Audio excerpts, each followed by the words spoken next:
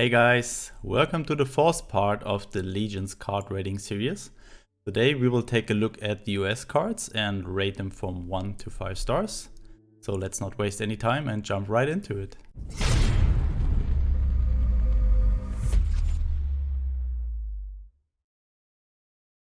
Alright, here we go. Starting with United We Stand, a 1 credit order. Until the start of your next turn, attacks cannot put your HQ below your HQ defense below 1. I don't like that order too much. It's just delaying a problem that you have and buys you maybe one more turn. But the thing that disturbs me the most on this card is that it's saying attacks cannot put your HQ defense below 1. So you can still die to any order that is dealing damage, and even your opponent can set you to 1 health with attacks. And that's why I really don't like this card, and I think it's not worth to play it, and that's why I give it 1 star. Next one, the Elite Infantry, 507th Pier, a 2/3 smokescreen infantry. At the end of your turn, give a random friendly infantry unit +2 attack. And I really like this card. It has smokescreen, but also when you only play this on turn 2, you will have a 4/3 infantry for 2 credits, which is really strong. And with the smokescreen effect, it might survive more and more turns and grows, or let other infantry units grow and give them more attack. And I think that's why I think this is probably the best US card in this expansion. So that's why I give it, let's go, 5 stars for this one. I really like it. 4/3 for 2 credits with 1 operation cost. Sounds decent. Then we have the Fresh Recruits, a countermeasure. When a friendly unit is destroyed, give a random friendly unit +2/+3.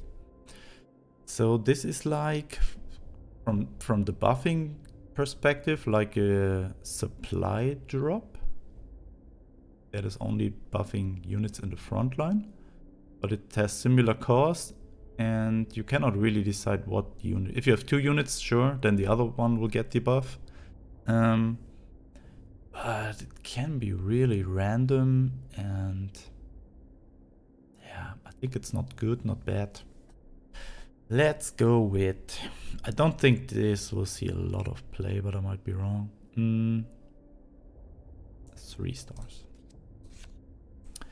Next one, 2/2 Bomber, SB2C Helldiver, 2 credits, 2 operation cost. Very painful for a 2/2 Bomber. When you gain an extra credit slot, add a copy of this unit to your hand. So with playing ramp cards, you just flood your hand with this instead of heavy units that you want to play when you gain more and more credits. You're just flooding your hand with this not that useful card. And that's why I think it's not worth any play, and I also give this one 1 star. I don't think it's that great. That's a very interesting unit here. There's 3 credit 1/1 infantry, 1st Texas infantry. Double attack and defense when you gain an extra credit slot.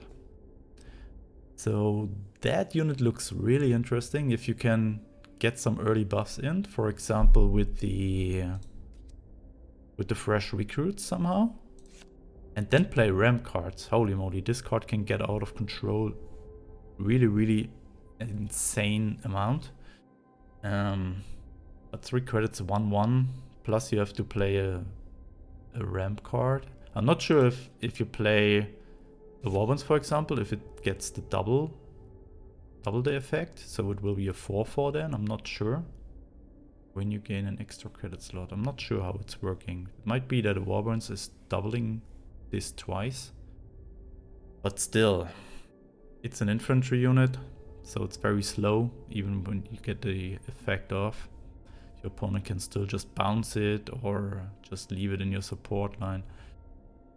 I think I give this one. It has some cool meme potential if you can maybe put a cool OTK with this off, but besides that, I think it's not that really worth put in any deck.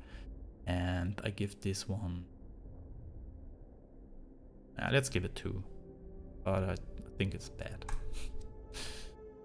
Then 3 credits infantry, 37mm M1 anti-air gun. It is another artillery with blitz, 1/3 stats, and when this unit attacks, reset the attack of the defending unit. So it's like an answer to counter-offensive maybe, or to an buffed L6 in the front line, although turn 4 might be a little bit late. Yeah, 3 credits, 1 attack. Can be good if you maybe have a 10th engineers on the board, and then this suddenly is a 3/3.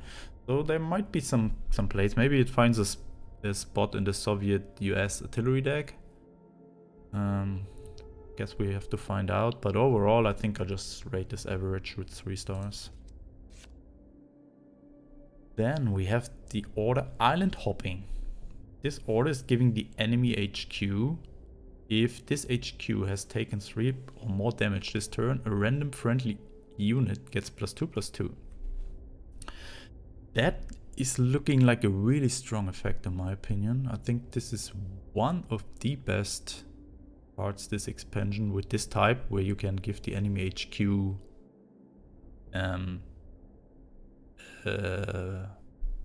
a buff or an action or an event that is happening when you deal 3 or more damage. And +2/+2 is insane for 3 credits, and you can do this, pull this off several times. Your opponent cannot remove this effect from his HQ. I think that's why I give this one 4 stars. Then we have the P40K, a 3 credit fighter with the text, when a friendly bomber is destroyed, destroy a random enemy unit. So you can also kill a bomber yourself and then kill, maybe if your opponent is having 1 big unit on the board that your bomber alone cannot really kill. You can just play this and play your factories, for example, on your bomber. You get another unit, but your opponent is also losing his unit. So there can be some fancy plays. I'm not sure if it's that strong, but 3 credits, 3/3 is okay for a fighter. I think that's why I give this one. I like the effect. Really cool. Maybe you can also combine it with the Helldiver. Maybe there is a synergy between these two, because you can get a lot of Helldivers when you play ramp, and also remove units from your opponent with this combo. We'll see. So this one alone, I think I'll give it also 3 stars. 3 credits, 3/3, so let's give it 3 stars. This is just how we're doing it here. Then we have the 26th Infantry Regiment. 4 credits, 4/4, but I think I will not give it 4 stars. Has +2 attack for each adjacent unit. So it can be maximum at 8/4 when you have 1 unit on the left and 1 on the right. It only has 1 operation cost, but it is an infantry, and that's a big downside. I think the effect is cool when you just drop this. The turn after, you just drop 2 small units, make this an 8/4. But I think there are better 4 drops in US that you can play, like the Sherman, the M4A1 Sherman. And I don't think this is having a spot in any deck. So, but I like the effect, can be an 8/4, so let's go with 3 again. Now we come to a very interesting card here. In Hour of Need, 4 credits, an order, gain 2 extra credit slots. So this is like a Wobbuns without the additional draw. But what you can do now with this card, theoretically, you can play a carpet bombing on turn 4. You can play turn 2 War Machine, turn 3 this one, and then the turn after you are already at 7k and can carpet bomb on turn 4, which is really insane. So this goes right into the... You can really play credit efficient with this and ramp even faster and more efficient than you could with Warbans. It's not that great because with Warbans, for 1 credit more, you also draw 1 card more, which is really good. But just put more draw cards like mobilizations or land lease play with Brit Ally, into your ramp deck, and then I think you are fine. Makes it possible that you can ramp even faster, play bigger units, and that's why I really like this card and give it 4 stars.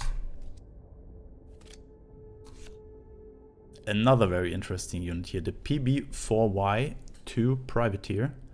4/4 bomber with heavy armor 1 for 5 credits. You might think, oh no, but it costs the enemy +2 credits to target or attack this unit. So very often you get away with a positive credit trade when your opponent is trying to remove it. I think the only way your opponent can make an equal trade here is when he's targeting this with a tactical strike, for example, because this will cost him 5 credits and you are also paid 5 for it. But attacking this with smaller units, holy moly, your opponent has to spend a lot of credits into this. And even if he has a big unit like a 5 attack health that usually have 2 operation costs, attacking this tank will suddenly have 4 operation costs. And yeah, if he's attacking with smaller units, the problem is getting even bigger. Also the heavy armor helping a lot that this thing might survive 1 or 2 turns. And I really like it. I'm excited to see if this is really that strong as I think it is. And that's why I give this one, I give it 5 stars too.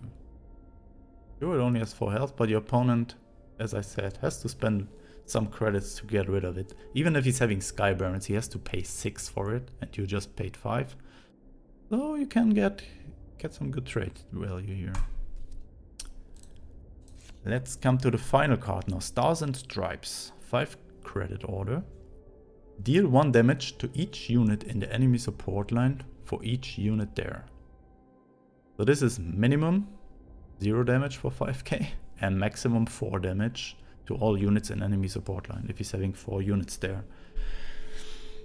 The only thing that this is really good against is if your opponent is playing Brit Air or Soviet Artillery or any other artillery deck or air deck.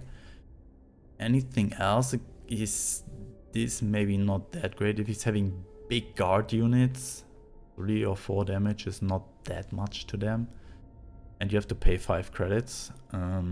Against any other decks that want to go to the front line, this is not that great. I think I would have found this card better if it deals damage to the front line instead of support line. Because for the support line you already have the strategic bombing, and to deal with front line you only have C1 invasion as USA, and that's probably it. I think that's why I give this one. I mean, it's not bad.